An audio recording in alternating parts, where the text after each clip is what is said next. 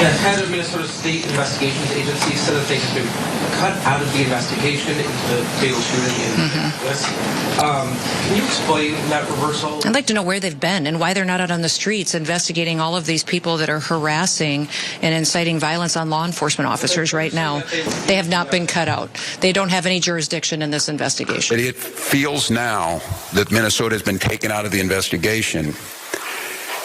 It feels very, very difficult that we will get a fair outcome. And of course, Kristi Noem is lying there. You could probably tell from the way she immediately deflected to, why aren't they looking into the people doing the harassing, or the little subtle smirk that she did. It seemed like a small thing, but I think that's about as much as her face can actually change shape. Yeah, no, she was lying, the entire thing, absolute lie. They're cutting it out so that the DOJ can cover up the entire crime. And we'll have all the details, but Cenk, first, what are your two cents? She's probably kicking herself that in her book, when she talked about how she murdered her dog, she didn't say that it was in self-defense.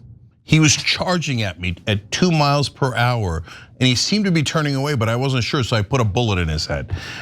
She literally murdered her dog. These are the psychopaths that are currently in charge. As you're gonna see here, this guy is already free. Like they're gonna bury this investigation. After John gives you the facts, I'm gonna give you 2 hypotheticals that'll prove, unfortunately, I don't mean to break your heart, but there's almost no chance this guy gets prosecuted. Go ahead, John. After your hypotheticals, I have a potential hypothetical that I don't have a lot of faith in, but maybe will give people some hope, but we'll see. But first, let's jump into what we do know. The Minnesota Bureau of Criminal Apprehension said that it was initially assigned to investigate the killing of Renee Good in conjunction with the FBI because obviously, the ICE came into their state, into their city, and murdered someone, so of course they would look into it. The BCA said the US Attorney's Office has now reversed course, and that it was informed, quote, the investigation would now be led solely by the FBI, and the BCA would no longer have access to the case materials, scene evidence, or investigative interviews necessary to complete a thorough and independent investigation. It's just now going to be under Pam Bondi and Todd Blanche and other Donald Trump's personal lawyers. And so they're the ones who are gonna be taking control of it. And so, not a lot of reason necessary to believe that we're gonna get justice here. But they put out a statement, the Minnesota Bureau of Criminal Apprehension, saying without complete access to the evidence, witnesses, and information collected, we cannot meet the investigative standards that Minnesota law and the public demands. As a result, the BCA has reluctantly withdrawn from the investigation. The FBI hasn't commented, and they don't need to. They don't need to even pretend to really be looking into this thing.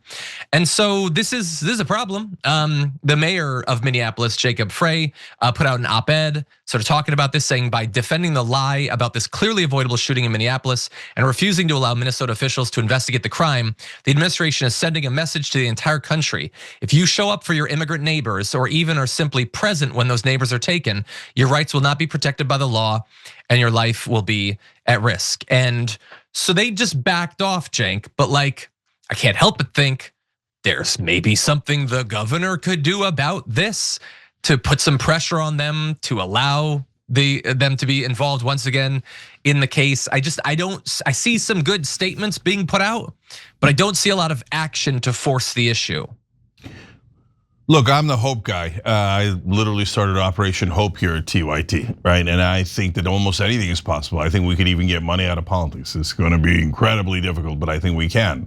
I think I don't have any hope here. So here's your 2 hypotheticals. So one is the FBI does an investigation and says, yeah, he did it.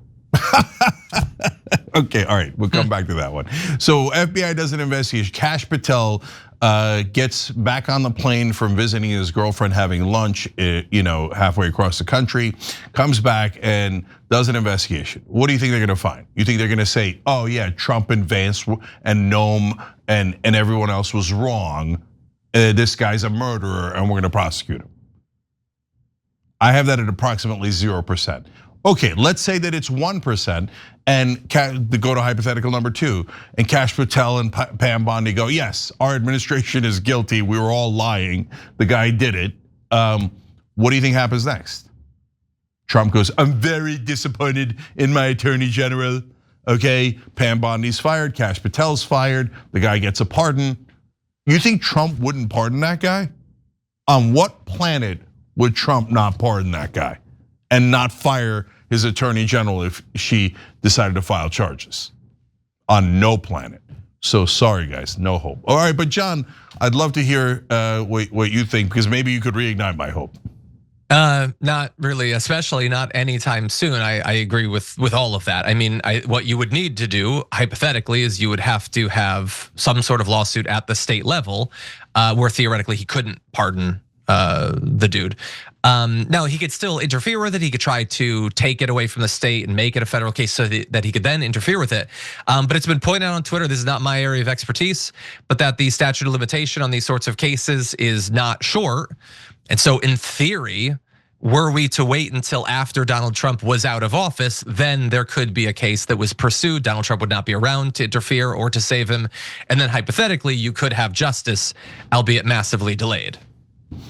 Yeah, and then we're gonna have a Democrat who cares and who doesn't say things like, we don't look backwards, we look forwards, all that stuff. Yeah, okay, yeah, maybe. But by the way, then what would happen is during the election, this guy would be a cause celeb on the right, which I don't care about at all, right? But they'd be like, oh my God, if the Democrats win, this poor American hero who shot this woman in the face 3 times might be prosecuted. But I don't, look, yeah, super thin hope, super thin for justice. And all I care about is justice. So what I mean by that is, I would love a fair trial. And if at a trial they're like, look, it looks terrible, but technically she was going kind of towards him and he could have been afraid for his life, and a car could be a murder weapon even at 2 miles per hour. We're not beyond a reasonable doubt, not innocent, but not guilty. Okay, at least we had a trial, right? But we're not gonna have a trial. I would be shocked out of my mind. It'd almost have to be a different country for us to have a trial. Yeah, look, I'll just say there's a reason why in the past, even under a different Republican, they would have had the equivalent of JD Vance come out and tell everyone, we need to let the legal process go. Like they would take down the temperature. There's a reason to do that, not just because you think it's a nice thing to do.